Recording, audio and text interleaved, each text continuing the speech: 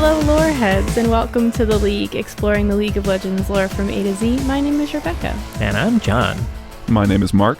And today we're talking about Act 2 of the Netflix series Arcane, which came out a few days ago. Yeah. I like, it's so in my soul to say when it was released. The 13th of November, 2021. Wow, Yeah, okay, you really didn't have to one-up me like that. It's a really young champion. It feels like it's been out forever. Man. It doesn't, though. Yeah. It's going by too quickly. I know. Yeah. And at the same time, not quick enough. I don't know. Yeah, we got to watch these all in the same room, which was really fun, but also then we realized that we couldn't talk about it. It was really hard, folks. We did not definitely consider that. We definitely still kind of talked about some things a little bit, but we tried to keep it. It was light. pretty funny.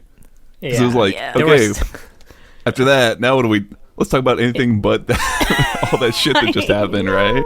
It's just funny to watch like almost 3 hours of something and then like, all right, well, let's move on. Because you never do that. You always talk about whatever you just watched, right? Yeah. Yeah. There were several points where we were like, all right, no, we got to save this for the podcast. I don't remember a single fucking thing that we were going to save for the podcast. One of them was really good, too. This podcast is going to suck now. All the juices Whoopsies. wrung dry. Yeah, I have nothing left to say about the episode. It was fine. No. Overall, I don't know. Do we want to go episode by episode again? Do we want to dump some emotions out right away? This wasn't it's still a very emotional 3 episodes. It didn't quite have that impact that Act 1 had, I think, because, you know, a bunch of children didn't die at the end, which is really good. Yeah. I think we can go episode by episode, but also the overall, for me, I think this was a very good setup for what I assume the last 3 episodes are going to be about. They were all very good, but yeah, less of a self-contained story than the first 3 episodes were, for sure. Yeah. Yeah, absolutely. And you had kind of said that in the Discord earlier, and I completely agreed. I completely agree. I think it actually... I had to... I rewatched them again just for the purposes of this, and I enjoyed them more after that, because I think coming off of that like real emotional sort of high or low, either way, from Act 1 into this, and having an expectation that it's going to hit those kind of same beats or highs and lows, it left me feeling a little like underwhelmed almost. But I think that's maybe, like you said, it works more, I assume, as a part of a larger sort of 2-piece thing with Acts 2 and 3, right? So it's not a reasonable expectation, like you said. We can't kill Zon children every episode.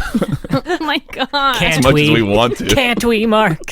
Stop it. Wouldn't it be hilarious if Act 3, No. they never even touched on any of, like, they didn't continue any of the stories from Act 2? They just told brand new stories. There's another like 7-year time jump and they just all moved on. We learn about, like, Janna. Yeah. Finally. Right. Mundo shows up. Oh, man. Yeah. Yeah, I definitely really liked these. I felt kind of, I don't want to say bogged down or slightly less interested anytime Jace was there.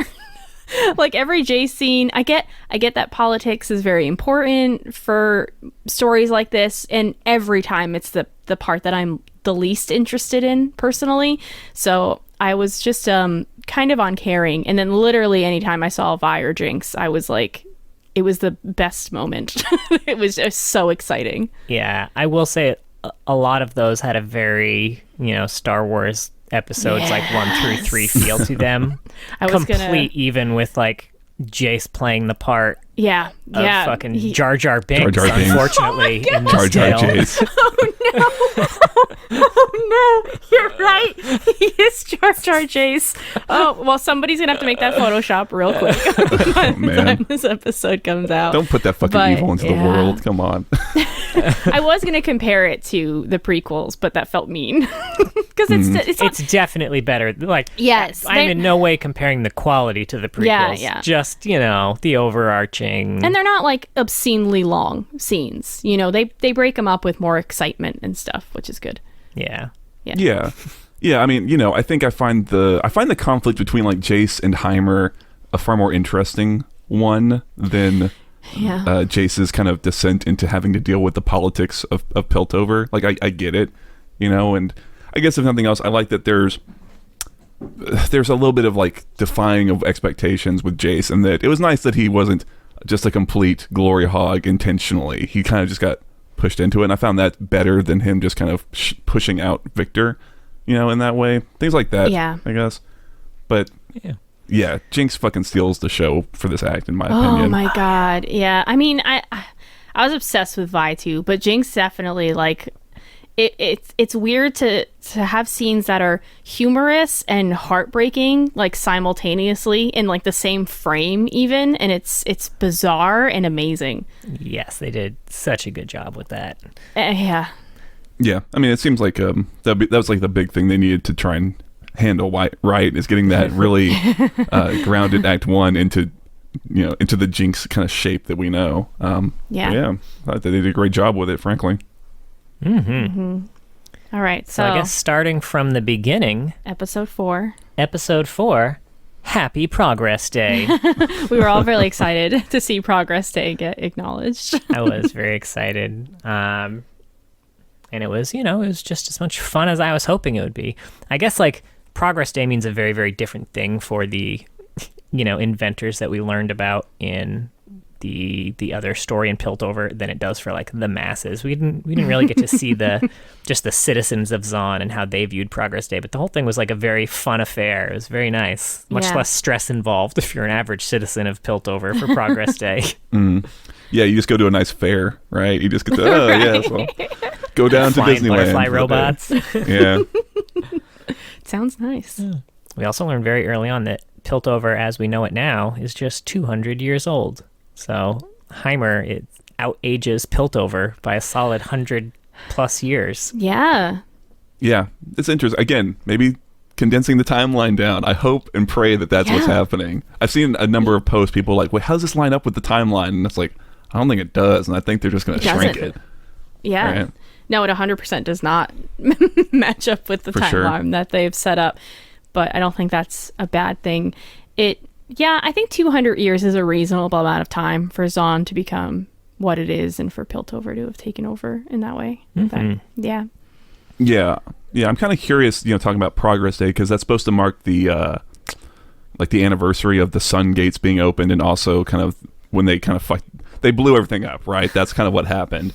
But with the Hex Gates, are we kind of thinking that that's going to completely just like that's really what is going to now be the shipping thing, and there's not going to ever have been the Sun Gates and this explosion thing, or like I don't know, they haven't gone into it that much, but it seems like a big shift in what makes Piltover like so important or powerful, right? I'm curious if the Hex Gates are gonna stay to the end. That's true. It does open up a type of transportation that would be, I guess, a little broken in the lore of the world if it stuck around. Yeah, potentially. I mean, I guess it would kind of depend on how you implemented it. I was going to say it introduces a type of transportation that would be really good if you wanted to just say have an MMO and you have this big fuck off world that people need to get around, But it's very true. Yeah. We are talking about this, by the way, the day before like a bunch of big announcements are supposed to happen, so I don't know. Game announcements are happening. Right, we might release this and then immediately sound dumb or very smart. Hey. You're either prophetic or extra tinfoil hat. Yeah, ride or die. I like it. We also very early on in this episode get a Stanwyck Padiddly call out, and we get a very different look at Stanwyck than we have seen in the lore so far.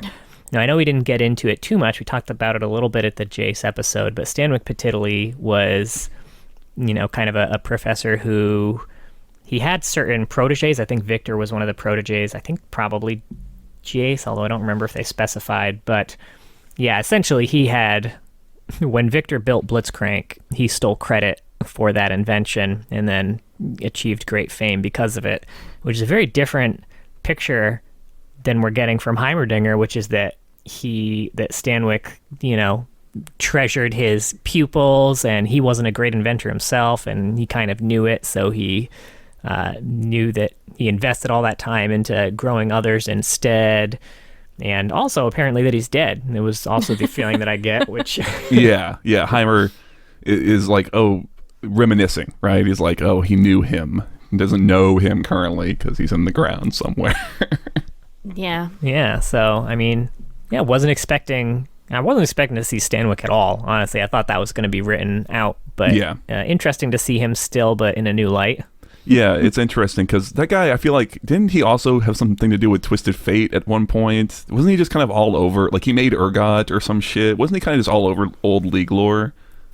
He was definitely all over old League lore. I don't even know all of the stuff that he's responsible for in the old lore, but it sounded like if they needed like a scientist or something, they just used this dude. That was kind of the case a lot of the time, I feel like. But yeah, it was a neat little thing. So I mean, like, I don't know. I'm trying to like think about this episode kind of in broad strokes, and I think one thing that kind of struck me. So I already talked about Jace not being a glory hog, which I kind of liked the way they were handling him reacting to that and kind of waffling between wanting to kind of disobey Heimerdinger's kind of instructions and being willing to not announce things like that. What did y'all think of Caitlyn, though? I ask pointedly. Just in general? I guess. I don't know. I guess I'll say that for me, she felt like maybe the weakest part of this act for me. She felt very flat for me. Like I didn't get a lot of character from her, and I was also kind of frustrated with the way they handled her, and that she's kind of like the black sheep of both her family and all of the people she works with. Like they're all kind of like making fun of her. It made me get like feelings of looking at Fiora's lore a little bit. Does that make sense? Where I don't know. I don't know. It felt a little. I'm trying to find the right words to describe it. Well, I mean, I guess it made a little sense to me because she's the black sheep of her family because she takes this, what do they call them? This enforcer job, which sounds like something her family would never, ever, ever, ever do. No. And then they don't like her there because her family has money and they just pay for her to be there is how they feel. So I kind of understand her being a little bit of an outsider. They don't really lean into any of it enough. It just doesn't have a lot of screen time. I think the best view you get of Caitlyn is when she's in her room and she has all of like the pictures down on the ground and she's trying to solve this puzzle, because I could see her like she's curious and she wants to investigate and she wants to do good is kind of like what I'm getting from her. But yeah, she like wants to do more than she's being given the responsibility for right now, because everybody that works with her seems to know that, like, all right, you're an enforcer, but like this is also largely ceremonial. We couldn't tell you no because your parents are so powerful, but like we're also not going to let you do anything cool. Just like stay in your lane, let us do the heavy lifting. But obviously she wants more than that, and she's capable of more. And I don't know, I kind of liked what we got with Caitlyn here. It was a very fish out of water type thing where this is her first. I mean, you even saw this with Marcus when he goes down to the underground. He kind of he took a different tack than she did, but he went to the underground and he didn't know what the fuck he was doing either. And he was like, I'm going to make my mark here. And then, oops, made a deal with the devil. Fucked that one up. My B. And Caitlyn's more of like the just very more innocent view of like the also out of place, but like, I could make a difference maybe. I don't know. But I liked her. I wouldn't necessarily call it an arc yet. I think it's definitely the beginnings of an arc. Yeah. And I expect that she'll get to complete it before the end, but I liked the setup for her arc. Sure, yeah, and I definitely agree that the sequences after her and Vi pair up and head down into Zaun are much better. Like, especially in episode, I think 5 it is, when they're in the brothel. That's kind of like the most fun I had with Caitlyn, was just seeing her having to kind of react and think on her feet and naturally kind of fall into it as well. But yeah, I'll be curious to see kind of what happens in the following arc, because I do agree kind of with what you said, Rebecca, that it feels like maybe she just didn't get as much screen time as she could have used, maybe, to help some of those ideas gestate for at least for me anymore. Yeah. I really liked her actually when she was in Vi's old house, which I think is episode 6 probably. And she they have like a moment where Vi tells Caitlyn that her parents were killed by enforcers, and I think that was a really like smack for Caitlyn, like for she like probably have never thought of that, had never realized that. She probably sees Zahn the way a lot of other people do, not really as like human beings with families, you know? And yeah, I don't know. Or she assumes they're all human beings with families as opposed to having all these broken homes. Yes, that too. That probably makes more sense. Yeah, I mean, she even's like is saying, "Oh, you don't know whether or not your sister is alive. You don't have parents, or didn't know, or something." I don't remember exactly, but yeah, she's like, "How do you not know if your sister's alive or not?" She's like, "I was in fucking prison, bitch." Right. Yeah, it almost kind of teeters on the point of like, I understand a sheltered upbringing, but it almost kind of teeters on. I don't know. I guess I'd be curious to know a little. That's the thing where I feel like I just need more time with. I need more time with Caitlyn, because to me it seems like anyone who's even working something close to a beat would kind of have an understanding of, you know, the idea that, you know, there are like a bunch of like there are Zahn orphans, and that's like an issue that they probably face uniquely. You know, I don't know. Yeah, and they've probably been keeping her away from the beat for probably that reason.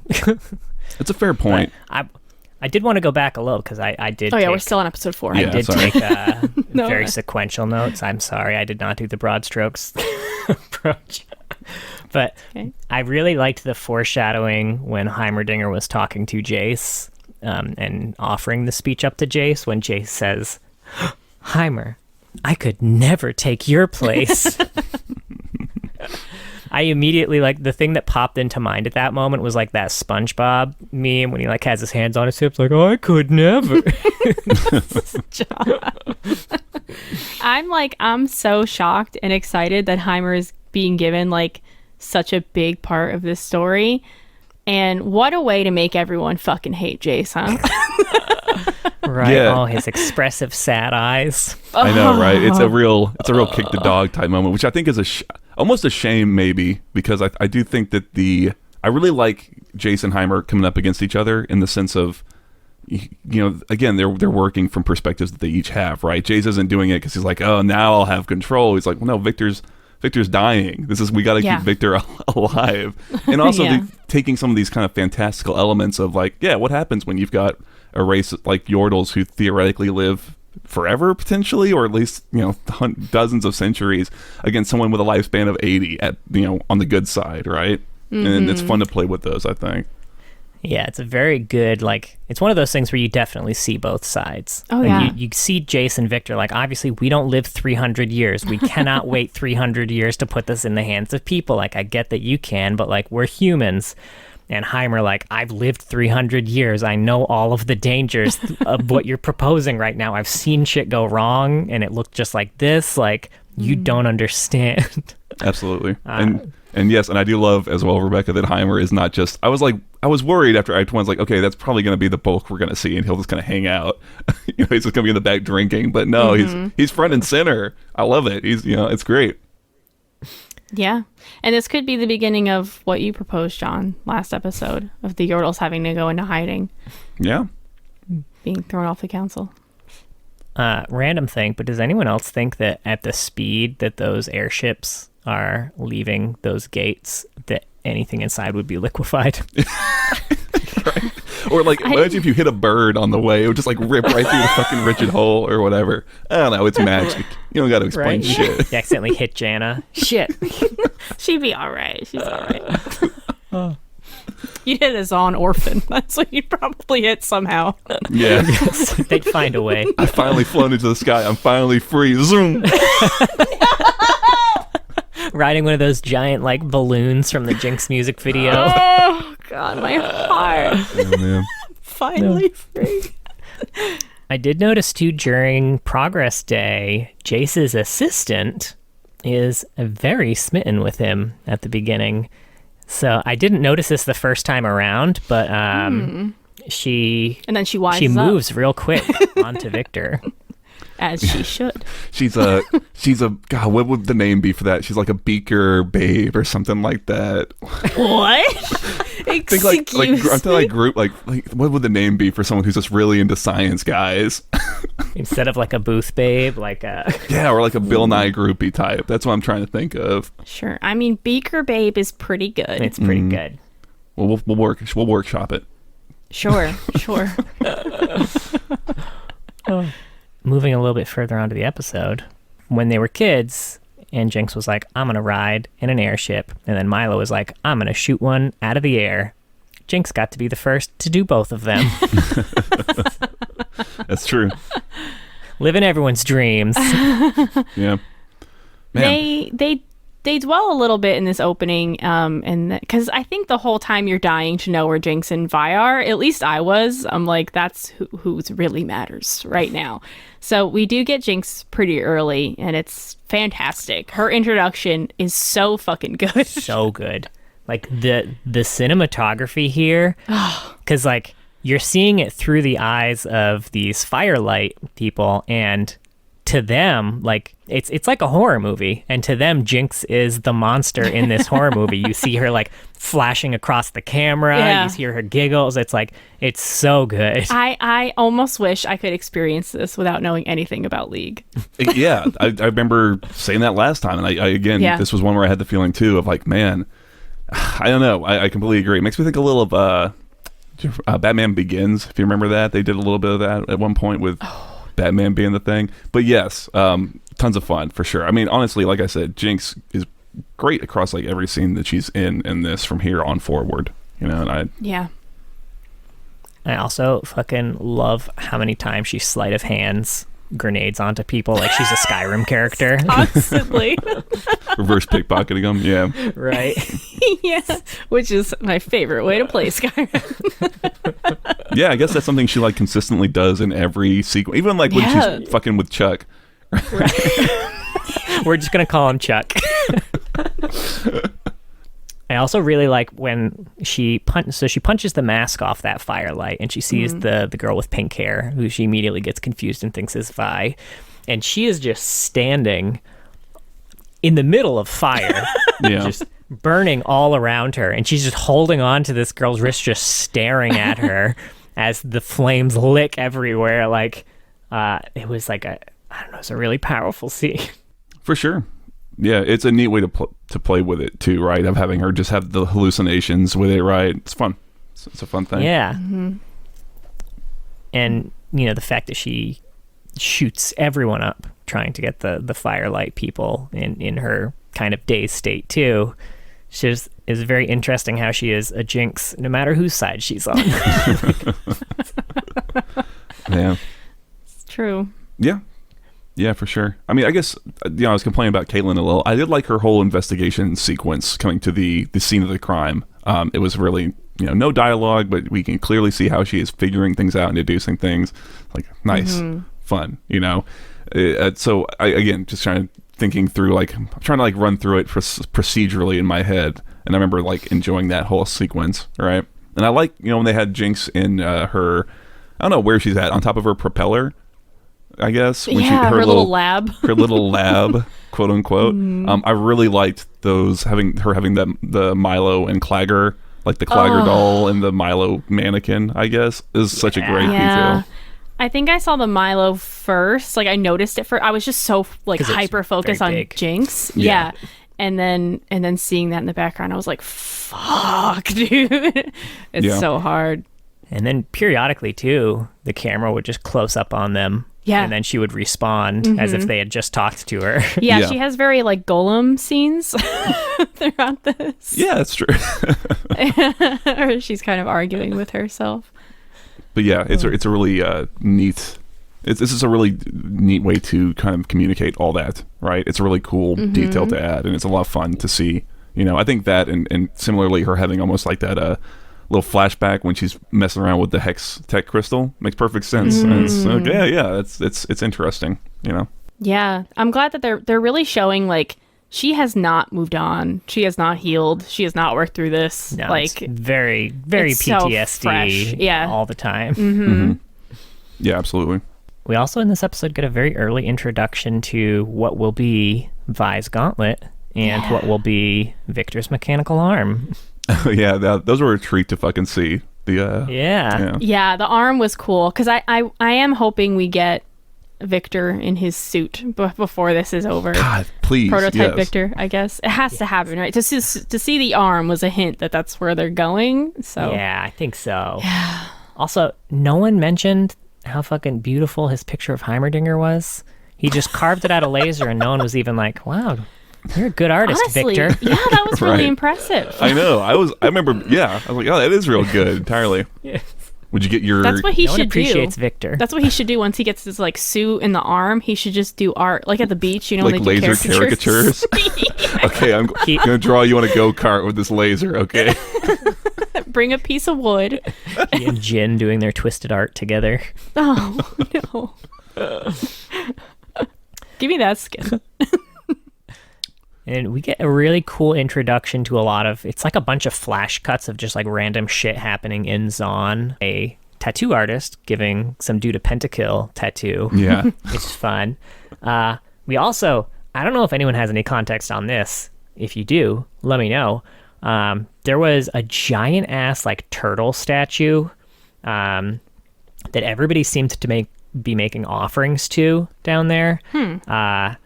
And basically, it looked kind of like a turtle with an eye painted on the back of its hands, and it stood on its back 2 feet, and everyone was holding what looked like eyeballs up to it as offerings, and it had what looked like eyeballs hanging in capsules around its neck. This was around 17 minutes for reference, if you want to go back in the episode and tell me what the fuck this is. But I'm real curious, like, what fucking turtle eye religion this is in Zon. All right. Okay. So skipping ahead again, episode 6, right? What do they have hanging over all the shimmer like attics? Is that big purple eye, right? You know what I'm talking about? That big thing. Yeah. Do we have any idea what that is in relation to? Because I got tinfoil on it, but Oh shit, let's hear it. I'd love to hear it. Okay, I mean, so it might be related to this turtle, so that's why I was kind of wondering, because I didn't see any of the eyes on the turtle. Like, it's a really brief flash, right? It's a striking image, but I didn't see any of the eye details. I probably should have paused. But okay, so you got shimmer, right? Very purple, kind of void related, perhaps, maybe, right? And what do we know is in the void? Has a lot of fucking eyeballs. Watchers, right? So what did these shimmer addicts build? They built themselves a big makeshift watcher that looks over them, right? And maybe that filters up into higher up Zon, where shimmer is now starting to proliferate throughout the people. So it's I dig it. I love the theory that shimmer is tied to the void somehow, just because the idea that the void could at any point come into play, not in a huge way because we only have 3 episodes left, obviously, but that is thrilling. well, I don't think that'll be it. I was just trying to figure out what the hell was the deal with that big eye, and except for just it being a cool set piece imagery. So Yeah, did they build it, or is it something that has Just been there for fell a or something while like and that, it yeah. fell? Yeah, because it's. I mean, Vi used to live in that building with her that family. is true. She I did guess- seem a little confused when they got there, though. Oh, that's Yeah. true. There was just like it's just a sign. Yeah. So I don't who know. knows? Well, maybe we'll see. That is terrifying to think that they all these like shimmer addicts built this giant eye to watch them because they just like can't get out of their heads or something. Something like that, maybe. Dig I like that. it. Yeah. Which is why it was so shittily built. Yeah, that's Why true. he fell over. It was a nice sign though. But that whole, I was just gonna say that whole kind of time skip world building real quick of like, here's Piltover, here's what's happened, here's Zon, here's what's happened. Zon looks so fucking cool with that music playing over, and because like that guy in like a pimp suit getting his like his shit shined, and one guy's got like a gator on a leash. It is like, God, it's like the scummiest parts of LA or something like that. I don't know, but At night, night, specifically.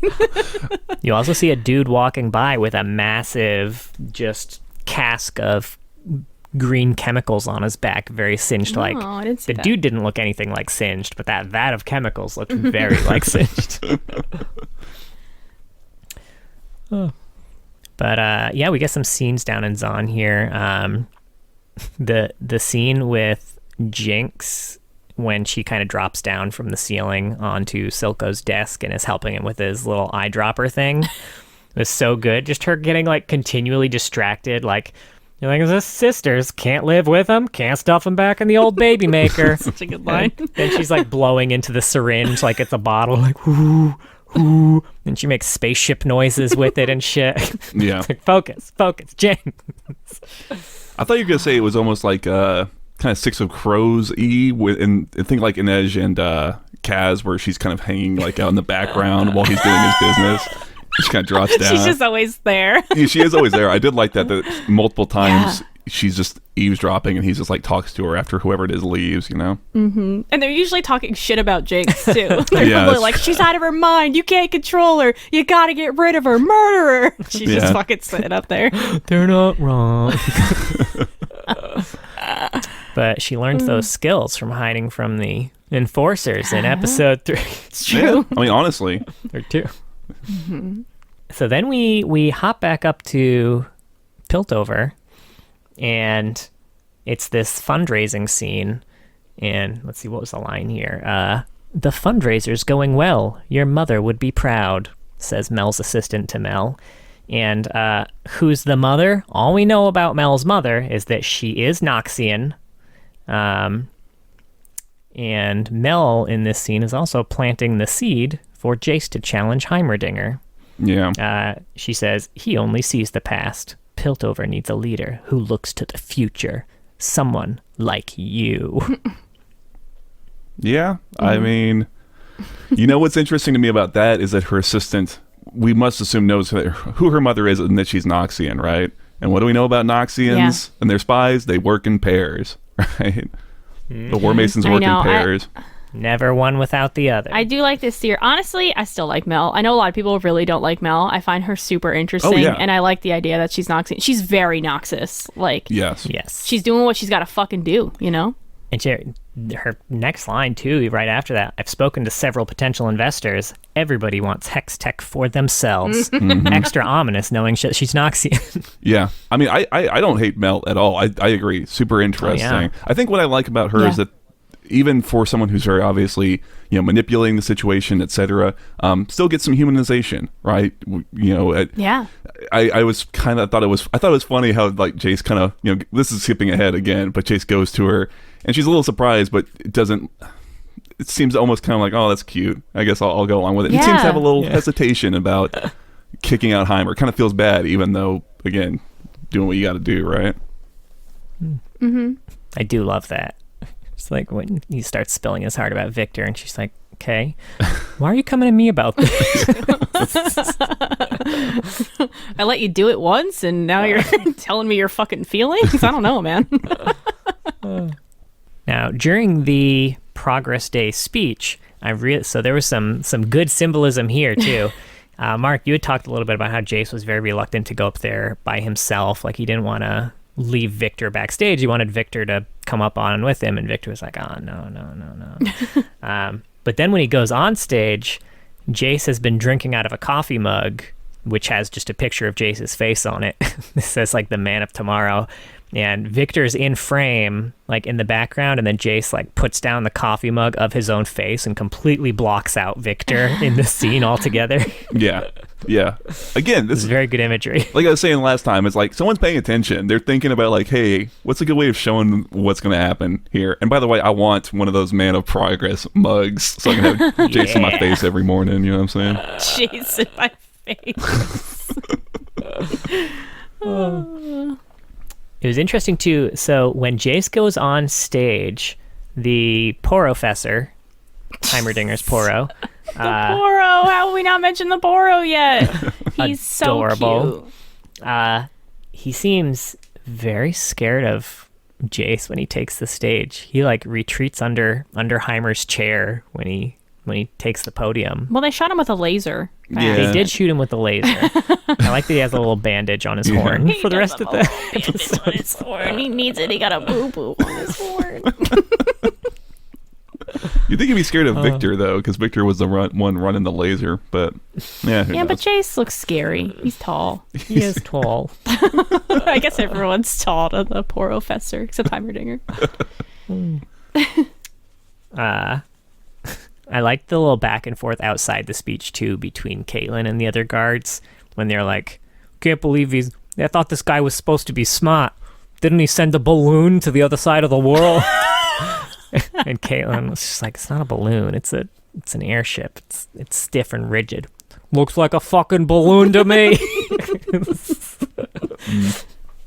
Direct quote. You fucking girl with your book smarts. Right, it's dropping the F-bombs early on this one. Yeah. Yeah, I don't know. I guess I would have liked it more. Sorry to like harp on Caitlyn this whole episode, but I just feel like I would have liked it more if maybe everyone was kind of constantly obsequious to her, to the point where she could never get any real traction on anything. Not like, oh, everyone's kind of picking on her and her boss doesn't like her, but kind of maybe inverted. Because I thought it would be real interesting to have her look up to Marcus and kind of only see this image that he's kind of crafted post time skip. Right, it gets her a little more, kind of highlights more of that, like, you don't have the full picture on what the situation is. You're kind of going into this whole thing with this idealized view of everyone and everything, and you don't understand. And then the arc is right, her uncovering all that and coming to grips with it, you know. But yeah, exposing Marcus. And, yeah, that would be interesting. Which will probably, I mean, they're definitely setting that up at least, because Marcus has essentially direct orders from Silco that Vi and Caitlyn cannot resurface. Mm-hmm. And Jace has given him direct orders to block down the bridges so nobody gets in or out. So, you know there's going to be some fucking showdown there. Yeah, Caitlyn's going to have to see what's what. Yeah. I'm real curious. So, it's this episode, too, where Jace is promoted to a council member. But we don't actually get to see who votes for him or against him. And I'd be real curious to see. I don't know. Because there definitely seemed people against the promotion. I kind of want to, I know, like, I'm not super interested in the politics, but I'm kind of interested in the politics. I want to know who voted no on that. It would be curious to see, right? I mean, it seems that was the sequence that happens before he starts going around the opera, right? That's because he's not a council member yet. Yeah, because that one's in episode 5. Well, I think we could probably assume that, so Mel, Heimer, because Heimer seemed to seconded the motion, right? We can assume maybe whoever Mel has in her pockets, the guy still playing with the children's toy, that one counselor. Years later. Maybe it's a very close one, but that's at least 3 out of 7, right? Is that right? So you just need one more. Also, we get another glimpse of Jinx's lair, and she also has a carousel running on the ceiling, much like in her Get Jinxed Delusion music video. And this is when she's listening to her theme song? Yep. I was delighted. It was very good. That was fun. You know what's fun about that, too, is we ended up watching episode 1 again with some people who hadn't, and it's like kind of a direct mirror to that, because remember, she's in her bunk in that episode, and she's got the little gramophone playing the music as well. Oh, yeah. It's like, oh, yeah, it's a nice exact little thing that's happening here. Oh, I like that. Yeah. So we skipped over a big moment of that I forgot about. Jinx just straight up fucking murders a bunch of enforcers. Yeah, she does. It was like, you know who Jinx is and what she does, but I think like the murder aspect was always a little glossed over in her lore. But in this instance, like, is it, you know, you're kind of thinking, is this even redeemable at any point, Jinx, you know, anymore? Or, I don't know, it's very dark. Probably not to some people. Of course. Yeah, for sure. Right. To Zonites, who I'm sure. Yeah, they're like, they're fucking enforcers. They murdered your parents. I mean, we can assume she also kills about 5 firelights in that opening action sequence too, right? 2 below, 2 with grenades, and then 1 with a shot in the back. If I'm doing my math correctly. Yeah, and that's when we Racks first up a see body count. the owl. What is everyone calling him? I was calling him Owl Mask. Owl Mask? Yeah, that's his first appearance. But yeah, I'm really curious to see what happens with that and with that character, because I assume we would get some more, but him and his team really only show up at the start and end of the entire act. They don't really do anything. Yeah. So yeah, well, let's speed it up. We're 40 minutes in. Sure, yeah. Episode 5. Everybody wants to be my enemy. I do love Vi's introduction, though, because we don't see her the entire fucking episode, and then you finally do at the very end, and it's fantastic. That's all I wanted to say about that. And I mean, beginning of episode 5, another person that we haven't seen in a little while, we get to see Grayson again. That was nice. Yeah, that was interesting. I was curious, because when Kate visits Vi, she says, I took a look at your file. There's no record of you or your crimes. It's like, what the fuck was in the file then? There's no record of her? Yeah. Like, is it just like a crayon drawing of what she looks like now, and that's it? I imagine that's just bad wording. Yeah. I think or maybe they're just saying there's not there's not a lot about her at all, except maybe her name. Well, it is funny that Riot also just released their little extra supplementary lore bit, the archives or whatever, and they just released all of Vi's records. Funny enough, so there are records of her. I will say a lot of it is like supposed to be in universe redacted, and things have been hidden and all that jazz. The kind of shit we expect Marcus to have done. But yeah, I agree. Yeah. The line doesn't really make sense. Like, it would have been nice to have, like, instead of have that throwaway line, actually just try and figure out what's the answer to what happened here. You know, I think she could have said, "There's no reason for your arrest," written down, something like that, because she is arrested for no except to get her off the streets, because Silco said to get her out of there. Actually, I'm assuming Marcus was ordered to kill her. Yeah. And then he did not. It was very Snow White, you know. Yeah. Yeah, or even have her... That's what I think of when I look at Vi. Snow White. But yeah, have her make reference to, like, I looked at your file and, you know, half of it's blacked out and the other half is, you know, behind triple security restriction. Yeah, that would have been good. Who the fuck are you? That would have been great. I don't know. It's also nice to see. So here we kind of get to see Marcus interacting a lot with Silco. And obviously, Marcus is not in a power position in this relationship at all. Like, where Grayson and Vander were more kind of like, they had an arrangement, they were each kind of fulfilling their side, they seemed kind of equals. It is clear that Marcus is out of his depths here, and it's kind of nice to see, like, the hot-headed Marcus from the first episode just, like, so powerless to do anything against the people that he looked down on the whole first 3 episodes. And, like, you know, you want to see the good guys win, so you don't necessarily want to root for Silco here, but you do want to root against Marcus. I mean, neither of them are good guys. Yeah, So. I was just pleasantly surprised that Marcus got a little bit more depth. Like, they've done a really good job of creating this character of a coward, right? Like, here's someone who wants to do the right thing but lacks the conviction to, and what it ends up causing him to do. And I just liked it. I was really surprised that he even showed up much at all. Like, I thought maybe he would at best just kind of, again, be in the background, just being an asshole. But I like, you know, they handled it with a little more depth. I also just find it interesting that, you know, because in episode 3, Silco seems to take a lot of offense to the idea of Vander working with the Pilties at all.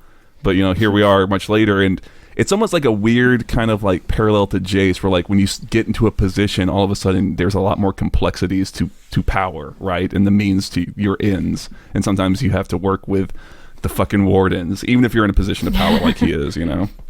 Yeah. Yeah, it's true. Now, Jace is kind of taking to his position as a counselor, really trying to clean up the streets a little bit, and, you know, tells Marcus to start looking through shipping manifests and shit like that. And it was hilarious in the scene because Viktor was there with him too, and Viktor kind of has his first breakdown, I guess, at this point, where he, like, spits blood all over the deck of the hangar bay, and he's got, like, you know, blood streaming from his mouth and nose, and then Jace looks at him and is like, "Viktor, are you okay?" He's like, "Oh yeah, just a headache." Yeah. Fucking blood Headaches are everywhere. very gruesome in Runeterra. Yeah. He's a scientist, not a doctor. Yeah, I suppose that's fair. Kate breaks Vi out of, well, not breaks, well, I guess kind of does breaks break out, Vi out yeah. of prison. And they head to the underground, and I loved this for several reasons. Obviously, just the whole Vi parkour down to the underground was great. But also the fact that the scene starts with Kate wanting to go into the bathysphere, and there's this, like, really old Yordle and, you know, with a little walking cane who, like, hobbles in front of them. And then when Kate tries to follow Vi parkouring down, she's obviously not very good at it. And by the time she gets to the bottom, the old Yordle's passing them on the street, having already gotten down. That guy shows up in episode 1, actually, in that intro Really? shot of the lanes. Yeah. I think it'll be fun to rewatch this whole series at one point. I will say, okay, Oh, yeah. is there a reason why Vi doesn't ditch Caitlyn altogether at this, like, in this sequence? Like, is there, like, I don't know. I guess I'm trying to understand, like, because normally in a situation like where you're busting a prisoner out and you're you've got them on a leash a lot of the time. You got like a little microchip in their brain that will explode if they go too far or go off mission. But it seems like Caitlyn was just kind of like trusting that Vi would hang out and not immediately just get lost in the Undercity, which we know Caitlyn has no way of following her, right? It sounded like Caitlyn wasn't breaking her out temporarily, and I think Vi knew that. There was no like threat that she was going to throw Vi back in prison at any point. That's true. I don't know. So I think Vi is genuinely good, and Caitlyn wants to help and is helpful in a lot of ways. So, and also, 2 is better than 1.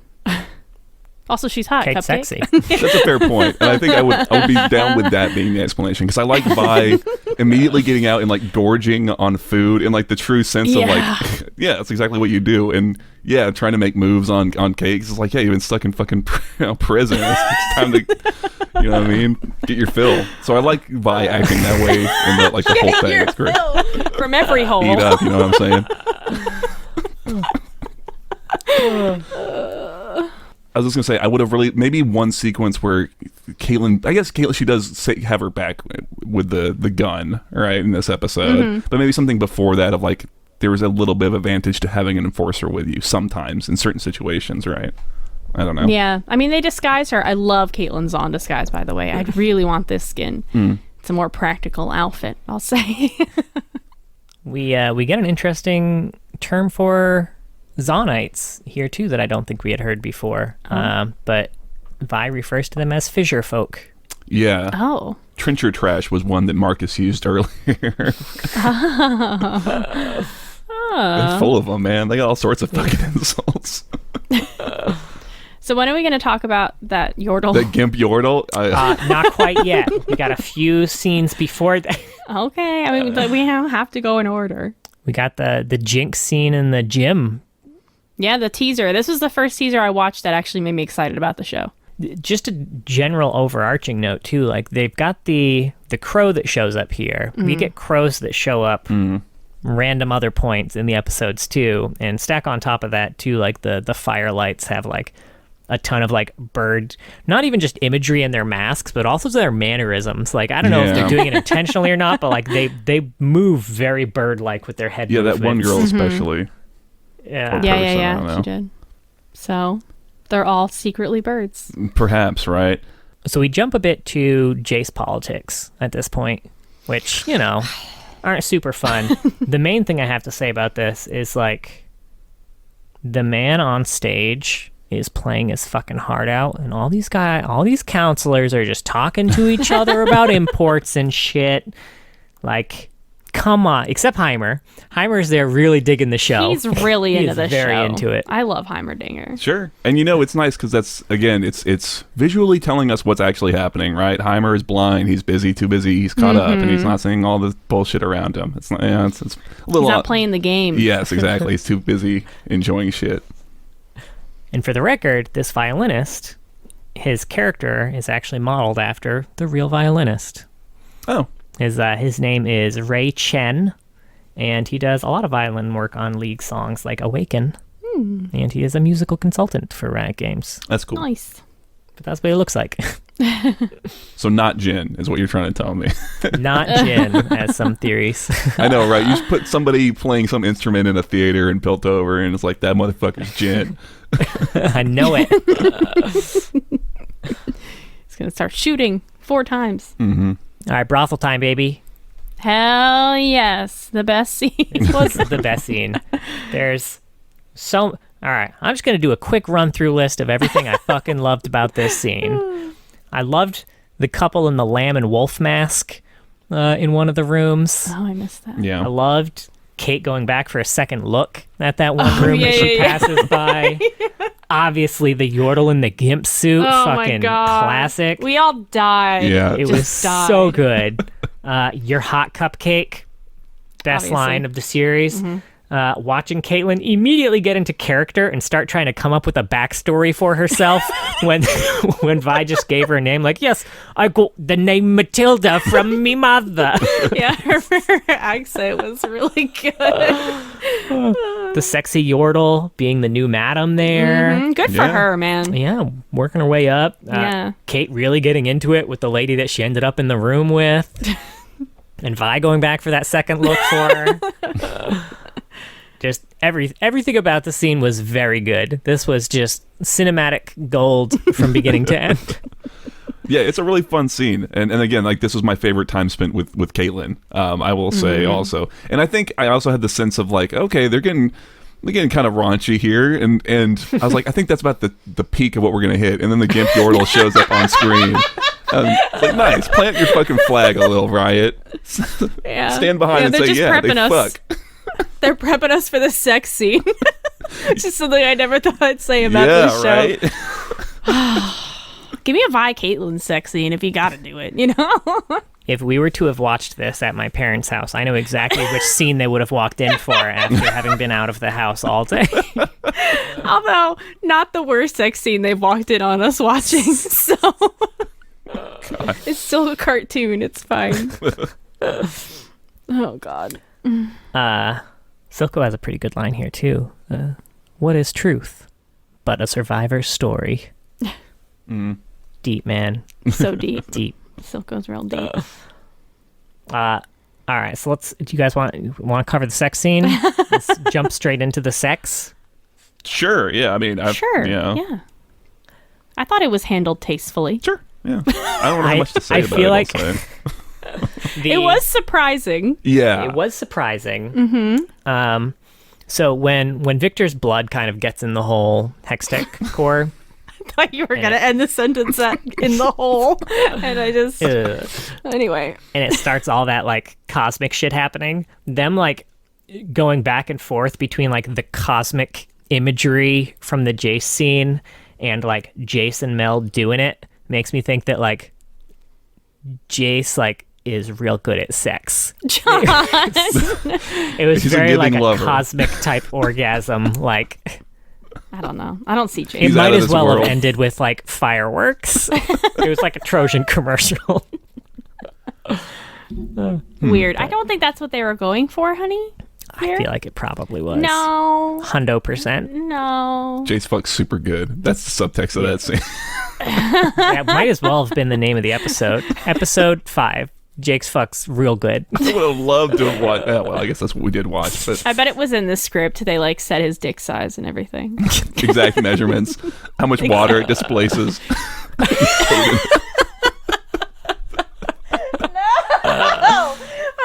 I've never known anyone to measure their dick that way. It seems like the only accurate. You gotta know the mass. Yeah, the volume, right? No one cares about the size. It's the volume. Yeah, crank it to 11. Yeah, I don't know. I don't have a ton of commentary about it. It's fine. Like you said, tasteful. I thought, and I didn't really, I don't have much else to say about it, I suppose, except that it is kind of wild. Just yeah, I mean, I think it flashing to Viktor alone and dying is just so good. And I don't know. I thought it was really well done. You didn't have to be alone. That's true. The assistant really wanted to take him home, and he was like, no. I was loving just flat out. Like the Discord said, Jace got laid, Viktor gets paid. Hex before sex. I guess more accurately in, I guess, this context, Viktor gets laid low. Oof. Since he pretty much dies right now. He's fine. He's all right. He's going to make it. Somewhat okay, maybe? No. Yeah, that was pretty funny. I was loving all the fucking, like, Hextech Sigma male grind set shit that people were posting about that. It's so stupid. Oh, man. I'm really excited to see this relationship fall apart. I'm sorry, all the Jason Viktor fans. You'll have fan fiction. Go to AO3. You can write your stories. But this is a friendship that's not made to last based on the lore. It's doomed, and I'm very curious to see it play out. Yeah. One additional thing, I guess, about the sex scene. Okay. I was very curious about how. On. This is, I guess, technically a little later in the episode, but the things on Mel's neck and arms, are they augmentations or just like stick-ons? I initially assumed that they were just part of her clothes, but they're still there when she's naked. Oh, I have Could no just be idea. jewelry and she just likes to wear it. Like I'm not really picturing what it is you're talking about. Yeah. They almost look like small, like, I guess, shoulder plates that like go down and like a neck thing, but She like does it really Demacian like style. not like a Garen. Yeah, You not wear the like cauldrons. or Could shit. you imagine they're wearing those while they fuck? Just clanking. They just, I was gonna say clanking. They're just clanking. This is the loudest They sex I've cannot. ever had. What? I hope Victor's okay. Who? Instead of like the cosmic imagery, it would be like a forge, like hitting that high. Sparks Bells are going flying, quite literally. Yo, I saw people tinfoiling that it was that Rel will be their daughter, right? So hey, Iron Control, there you go. What? Oh. I don't know Rel. I mean, doesn't Rel hate her parents like a lot? I don't know her lore. I think so. She's pretty YA edgy from what I know. But she's in Noxus and stuff, so who knows? Oh, I mean, she could not know who her dad is if Mel goes back to Noxus. Sure, yeah. True that. Shit. Absent father Jace, that's the best skin line. Daddy Jace. Yeah. So now the episode kind of goes into another music video. Oh my god. Now This was so cringe, Yeah, Riot. this- as much as I liked Jinx singing to get jinxed, It was fun. It was kind of meta. as much as I liked that is how much I disliked this. Yeah. Yeah. Well, I mean, the thing is, right, like with Jinx, if you don't know anything about Jinx, it doesn't read as if, oh, here's Jinx as made by Riot Games for the release of the champion. It's like, oh, that's just a song, right? And it, maybe if you pay attention, it's like, oh, maybe this is related to her. But with this, it's like, hey, here's Imagine Dragons right here for their little music video bit. God. It's pretty fucking cringe. I agree. I Was wasn't it in a the- huge fan of that. It must have been in the contract or something. Contractually obligated to exist for 15 seconds. And oh man, yeah, this is like the one big misstep I've seen so far in this entire series. Yeah. Yeah. But then they followed up with A great cut. a great cut of fucking just Vi's knee going straight into Savika's face from across the screen. So good. What's good is they cut away from the music to go to a scene, and then they cut back to the music, like a really hard cut. It's almost awkward, and then you see why. Oh, it's so good. Yeah, I love absolutely. They've done a really good job in like all these brawl sequences, especially of starting the fights off with really good like just starts. They kickstart the fight. In some cases, Yeah, literally, yeah. right? It's awesome. This fight is incredible because you guys talked about weight a lot, and you really see that here. What's her name? Savika? Mm-hmm. Yeah. She's got a metal arm that keeps like pumping, power juice into it. And it's so they get exhausted Yeah. very quickly, which is realistic in a fight. You get tired fast, and they can barely still hit each other, but they're still hitting each other. And God, I love Vi so much. These fight scenes are great, and John knows I'm not like super into fight scenes. I don't usually find them that interesting, but they're not too long, and they're so real feeling. Yeah. Yeah, they end when a fight scene would end. Like people are.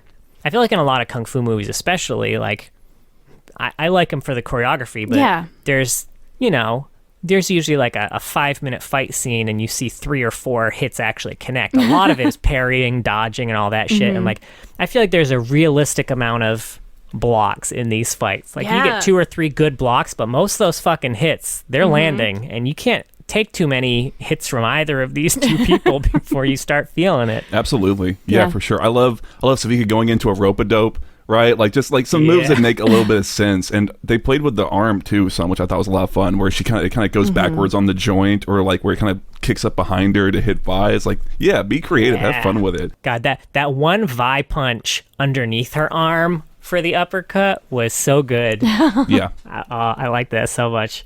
I also liked her really like exhausted come at me wave. She I love tries to that. do the wave. I love when She like people can do that barely shit. lift her arm up. It's so good. Oh, it was so good. The whole thing was great. And Vi, like, she wins this fight pretty much. And that really says a lot about how much better she is than these motherfuckers. Sure. Yeah. She didn't need any fight juice. I don't know what it's called. I don't remember. Fight milk. She's just like, yeah. And the crows come back. crows. It's all tied together. Oh, shit. They're creating fight milk this whole time. That's an It's Always Sunny reference for any of the younger listeners. A very old It's Always Sunny reference, too. Actually, I just watched that episode like yesterday. Rewatched, you should Yeah, yeah, clarify. yeah. for like the 10th time. And in this scene, we get a nice silhouette shot of Caitlyn in this scene too, after she breaks up the fight for Vi and gets that, like, shoots off, Savika's fight juice canister. The shot of her on the bridge with the ponytail and the sniper rifle, very, very Kerrigan from StarCraft. Oh, sure. Yeah. I will say I like Caitlyn continuing to shoot augmented people in the shoulder, carrying over from the Warrior cinematic. We thought it was a bad aim, but really she's just all about fucking shooting people in the augments. It's just what she does. She hates augments, man. I'm guessing it's a way to disarm without killing. Yeah, I kind of wondered about that. If it's just like a, Mm-hmm. They did say that in her short story. Okay. Yeah. When she shot that dude's augmented arm off. Mm-hmm. Yeah. I remember that. Yeah. She needs a bigger gun for that, though. Her gun's not doing it. Yeah. Well, that's why she gets rid of it in the next episode. Why do you keep calling me Cupcake? Because you're so sweet. Like a cupcake. They're so cute. I do like with that whole relationship that they're not playing around with it. They're just kind of being very upfront, right? And I think that's I appreciate that more than giving us just little baits here and there, right? Yeah, it's very important because baits are usually what's given. Yeah. And it's very uncool. But yeah, they are being more forward with Kate and Vi, and I hope that sticks. The next episode in particular, I think they have like a huge moment. But yeah. Love it. Another really great transition here when you have Jinx trying to figure out all the hex tech shit and like working in her workshop and everything, and like there's sweat dripping off of her, and then as it falls it turns into Savika's augment dripping juice all over the ground. Very cool transition there.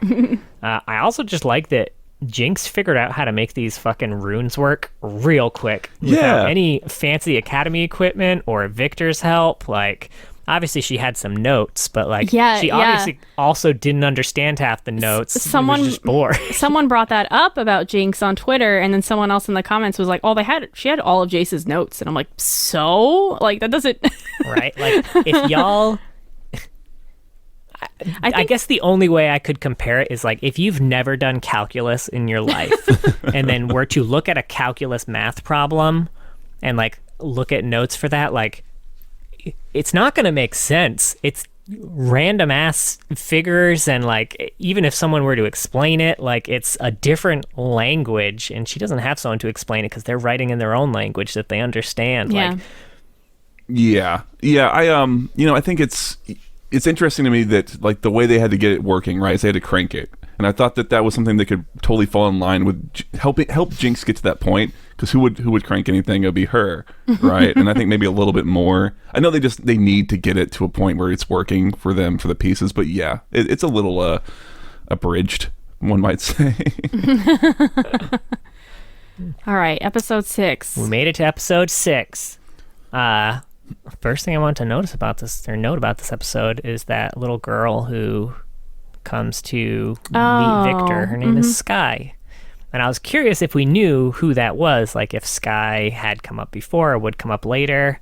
I think it might be the assistant. Yeah, it's a little weird. They do reference later in the episode, Jace is like, oh, go tell Sky to get Heimerdinger for us.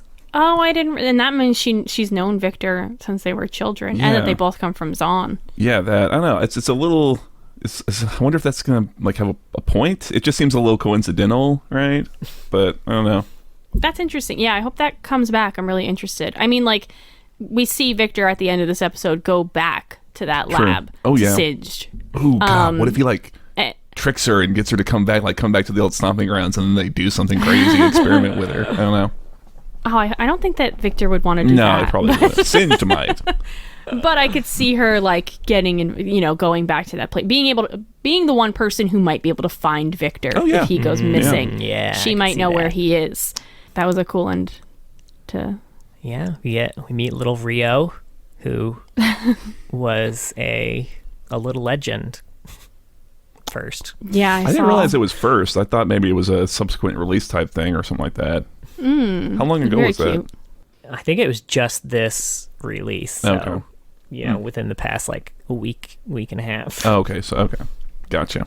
But yeah, I like the idea that when he says like the mutation must survive, like we had talked about Shimmer possibly being connected to the Void, and I for sure think it is. Like I think the purple imagery is very strong here. It's also Purple like, means void in Runeterra. it does often mean void in Runeterra, but just like the fact that it's coming from what we know to be like a deep fissure in the ground, and all of a sudden there are these just like these purple mushrooms that are kind of caught, feeding this power, and I guess a lot of that is channeling through whatever the hell Rio is, which is why it needs to be kept alive. Like whatever mutation Singed made to it, like that is what's it, like refining some shit that he's draining from Rio or what, but like it's clear this is kind of the source of a lot of the shimmer. Yeah, definitely. Right. And then I think that also helps explain maybe how it's able to how they're able to continue having it, even though we saw assumedly most of their stores kind of destroyed at the end of Act 1. So Yeah, you were right, by the way, Mark, in how people are using it, and like they're misting it. You were like, I wonder how they're gonna, water it down so it doesn't turn them into monsters. Yeah, I guess apparently it's still kind of done. Yeah, but very slowly. Yeah. And there's a nice scene here between Heimer and Viktor too, where Viktor does kind of go away and Heimer knows where to find him. And they have kind of a little heart-to-heart, and Heimer lets him know he knows of his prognosis and everything. Something that kind of stuck out here, and this has happened a few times throughout the past 6 episodes, is someone will mention something to Heimerdinger about Heimer's accomplishments or something like that, and Heimer will get this like deep, far-away, sad look in his eyes. Which, I mean, I guess is understandable. Like, he always looks like he has regret whenever someone mentions his accomplishments, which... If we're saying that like the creation of Piltover happened like it happened in current lore, and he's considered the father of Piltover, like, yeah, I mean, I guess I could see where that regret would come from. But yeah, it's definitely something that he's kind of carrying with him. It's pretty clear. Yeah, I think there's kind of an interesting the fact that Heimer has existed through the creation of Piltover and has seemingly been kind of at least in some sort of leadership and power position throughout his time there. Doesn't that to a degree sort of put some sort of blame for the current situation on him in some way? I mean, we don't know, and they can always write it that he was always doing his best. But it's just interesting where like he's looking out at the square after Jinx's attack, right? And it's like, how did this happen? How did it come to this? It's like, well, about Zahn and all that shit, right? It's been around for a while. Right. So I don't know. Slow burn is how it came to this. Yeah. This is back to the episode 4, but they definitely have like a meeting where they're talking about what do we do about the Undercity, and they're all monsters. It's so frustrating to just hear these fucking assholes talking about people that they have never gone down to see, don't know at all. Yeah. I did like that one senator with the cog necklaces who was like, they may not be your favorite constituents, but they're still our people. Yeah. Even in that sequence, go down there, damn. Heimer's, because Jace offers himself up, right, to like, I'll shut everything down. I'll kind of be the sacrificial lamb. Even Heimer's first response is not anything but like, oh, you're gonna sacrifice your life's work. Like that's what he is really focused and distracted almost by, as opposed to like the more real problem that's happening. So I don't know. It's interesting. And next up is the scene where Jace kind of visits Mel.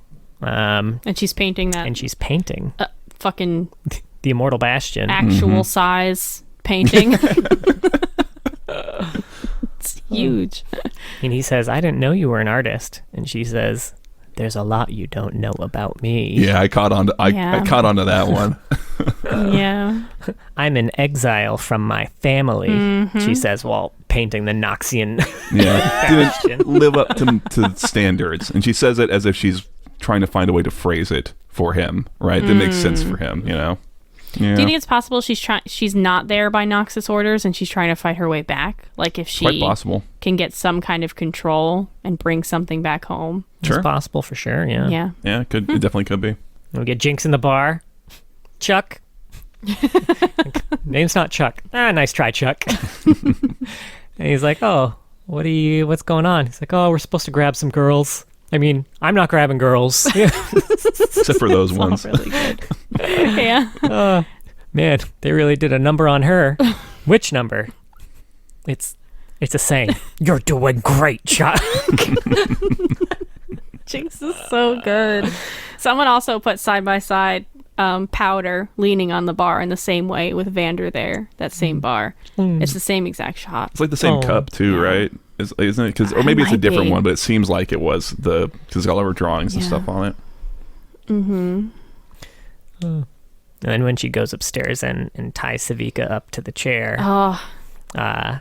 So the first thing too was like you immediately see that she has stabbed through Savika's augmented arm, so that there's no chance of the augmented arm being able to muscle its way out of these ropes, which was a good call because that's probably what would have happened. I mean, she's probably fought with Savika a lot, so yeah, she had the insight to do that. I liked this scene a lot. I like how it's subverting expectations, which you talked about before. You kind of assume that Savika's not going to tell her what's happening, but she immediately is like, oh no, it's your sister. Your sister's alive. Yeah.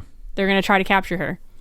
And it's good. And you get the double subversion too when she's like, but with her in town, you know, you're gonna implode so fast that it won't even matter. And then she does one of her like freak out things like no, and then is like, nope, psych. Awesome. Fuck you, I'll be fine. And the visual shot of Silco getting to his office and looking up and seeing her tied up there, and Jinx has graffitied her body. So good. With liar. Yes. I love it. I love it. I was kind of imagining this whole time that Silco's downfall is gonna what brings Jinx down in a way, but I'm not sure now. Like, I know she's really attached to Silco, but she definitely put a barrier between them with that. Yeah. I'm curious. Yeah, for sure that. And Vi coming back, and I mean, maybe we're skipping ahead a little, but their reunion being more reunion-y than I guess I kind of expected. I expected it would not. I mean, obviously things did not go according to plan, but it seemed to really kind of start pulling Jinx a little bit back, right? So it's interesting to see that divide start to grow between her and Silco, and at the same time, the possibility of finding some sort of thing with Vi, some sort of relationship that could actually exist, right? Yeah, which is going to make it all that much worse when it doesn't happen. But Jinx immediately, though, summoning Vi as soon as she can is just wonderful. Yeah, and her actually showing up. Yes, I was so worried that she wasn't going to see the smoke or something like that. That would have been a very easy thing to just do, and like, oh, she didn't see it, and now Jinx is like, oh, she doesn't care about me, right? So. But they went with something more heartbreaking. They're like, you want that reunion? We'll give you that reunion, and then we're going to rip it all away forever. Yeah, this was also the scene where Silco, the reason he wasn't there was because he was off visiting Marcus's daughter. That's a great shot when he sees his daughter playing in the room and then he opens the door and Silco's there. That's just horrifying. He's probably never seen Silco not in Zon. So that alone is already terrifying to him, I'm sure. Yeah, like there was probably always an assumed distance where like, yeah, I work for him, but like he knows very little about me or my life or anything like that. That's separate. So like this may have been his first like, oh shit, he knows everything. Oh no. Yeah, absolutely. It's a very strong thing. Again, I like they're dipping into this almost sort of like crime thriller drama genre every now and then. I like that they kept it up going into this arc too. It's a lot of fun when they kind of dip their toes in there. It was very sad to see that guy from the first episode show up again as a shimmer addict. Oh yeah, this whole scene when Vi and Caitlyn go down deep into Zon to Vi's old house is just so good. Like all these people crawling around addicted to shimmer. And just and then having that dude like be the one to turn them into in exchange for shimmer, which you kind of almost see coming. You see it when Caitlyn gets that cure and there's a little bit of shimmer in it and there's just that guy, the addict is just staring at so it. Hungry. Licking his lips, and you're like, oh no, this isn't gonna end well. Yeah. But yeah. An interesting scene here too, and I don't know if it was probably intentional. I think everything is. Everything's intentional, including putting Imagine Dragons in the video. When Vi is cleaning up, or when Kate is cleaning up Vi, and she's got like that like scuff mark on her face, and Kate goes to like wipe it, and then Vi like smacks her hand away.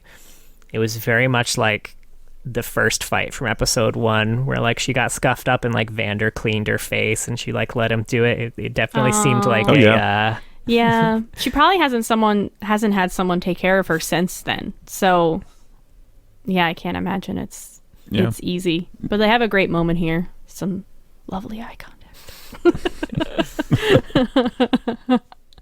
But I did like this whole scene. I like when Silco shows up as well, and the addicts are all like crawling around him, because I think he has shimmer that he's kind of handing them. Yeah. It's a great visual.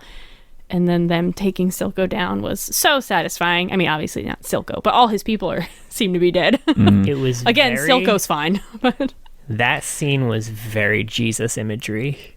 Was with it? Silco holding out the vials. You're right. Oh yeah, It looked like the leper scene. John was raised Catholic. Interesting. I'm not as familiar with the leper scene as you described it, but I can certainly see what you're talking about in general. Yeah. So we now get the unfortunate Jace Heimer scene at the council, and seeing Heimer's sad little eyes. It's already a meme, but his sad little eyes. So sad. His little moo eyes. Yeah. This was like I mentioned, like it gave me a real episode 3 vibe, where like he means Star Wars episode. Star Wars episode 3, yeah, where like Jace gets elected to the council, and he's the one who ends up starting the vote to kick Heimer out, inadvertently playing into the hands of all the other counselors who would love to see Heimer out so they can keep going with all their shady deals and not have to worry about any oversight. And like he was doing it because he legitimately like cared about the people and wanted to make positive change, and just didn't realize that all of the negative repercussions, because he moved too fast, just like Heimerdinger warned him about. It's true. Yeah. It is true. Yeah. I mean, I'm glad we are still seeing Jace like genuinely upset and wanting to help Viktor. He hasn't like moved on and pushed Viktor out all that quickly. Yeah, which is good. Exactly right. I think that would just make it too. It would make things less compelling. It's more compelling for him to have a very clear, vested personal stake in things. And like you said, I like that he he immediately ran out of bed when he heard Viktor's fucked up. Right. Speaking of scene transitions, that transition of like Mel alone in the bed to like Viktor in the hospital bed, we can assume, but that he's there. He's got his back, right? And I like that more than Jace just being like, oh, I wonder if Viktor's okay. He's like, Jace, I'm literally dying. Please come. Please help. Please stop having sex with Mel. But yeah, so finally we get the combat scene between the Firelights and Jinx and Vi. All of this is just incredible. I loved Vi and Jinx's reunion. I remember being worried that Kate was going to show up and Jinx was going to get mad, and that's how it was going to end. But again, I think they subverted expectations by having Kate show up. But Vi was still able to talk to her a little bit. She was like, yeah, I know this looks bad, but like, come on, give me a second. Jinx didn't immediately fly off the rails. It's only when the Firelights show up that things go really south. And it all happens so fast. Yeah.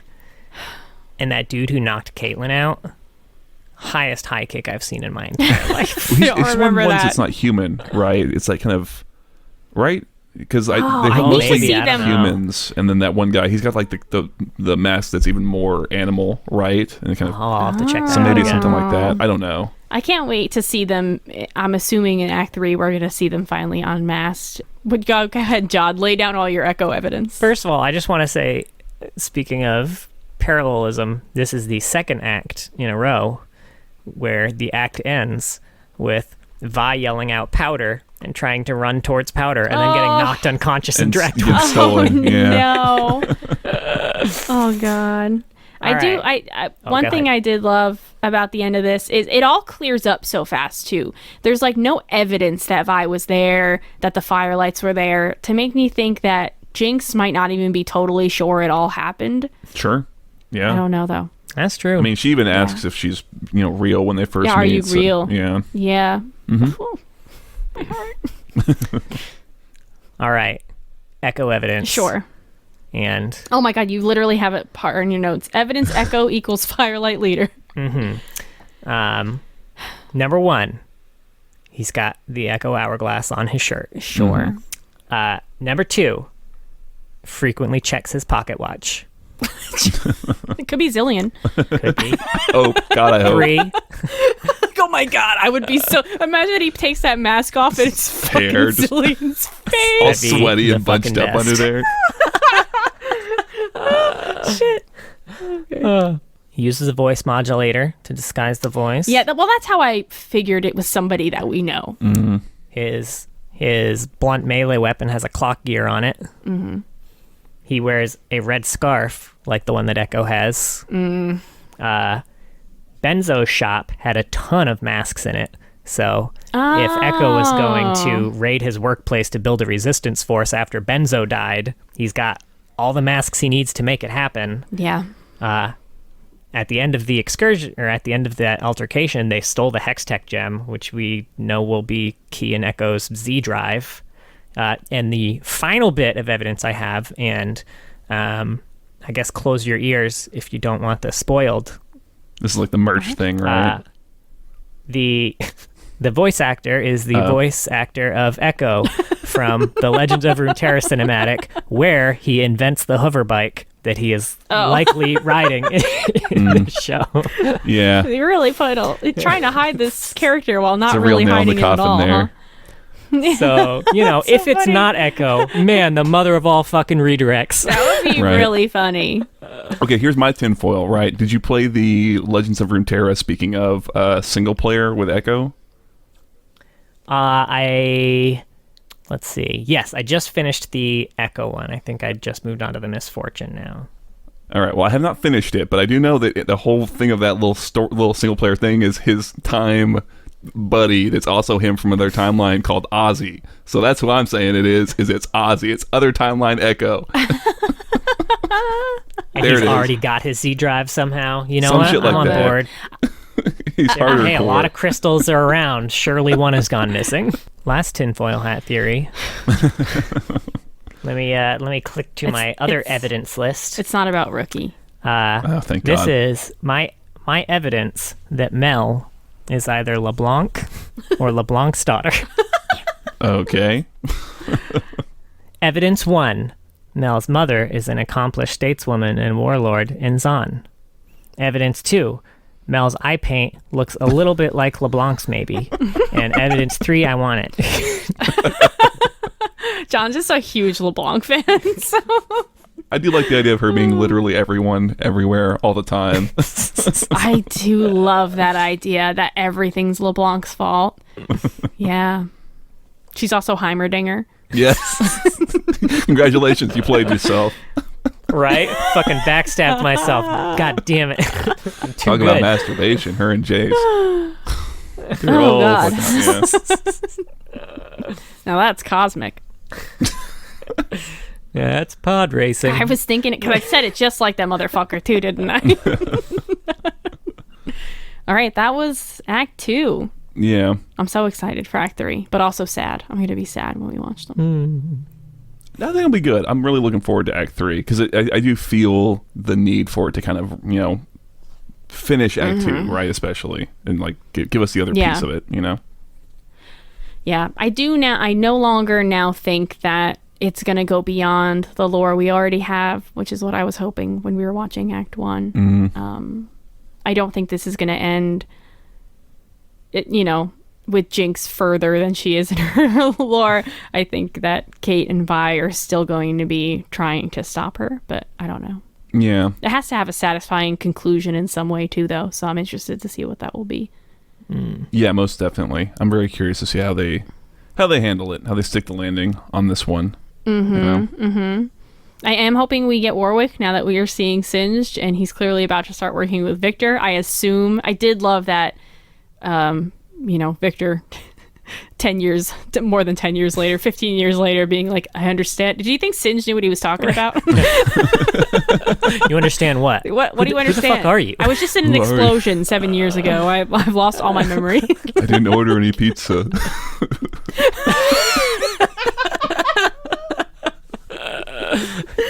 Man. I'm not even carrying pizza. I'd love a pizza delivery Viktor now. Oh, and it's in his arm. His little third arm's holding a pizza. Yeah. That'd be great. Oh, man. His ult would just be a big pizza storm. Yeah, fuck yeah. Oh, Make it right. yeah. You need another one to go works. with Sivir. All right. Any final thoughts? I know I had some concerns, Act 1, about kind of just the general world building, but it was really nice to see Zaun and Piltover both become more what we know them as. And also, I think they did a lot more of, like, establishing, hey, you got to descend down into Zaun. And I like that. That's really all I wanted, was just make that more clear, and I'm satisfied. Give me an elevator. Give me an elevator. Yeah, right. Give me a bathysphere or whatever. So. Yeah. Yeah, I don't think too much else about that. Oh, there was one other thing. So when they're showing those stuff off to Heimerdinger, right? They're showing him the hex core. He's looking at Viktor, and he says, like, something about him has changed. Do we have any idea of what that's in reference to? I know he's having kind of weird visions with the hex core, and some of his blood is in there now.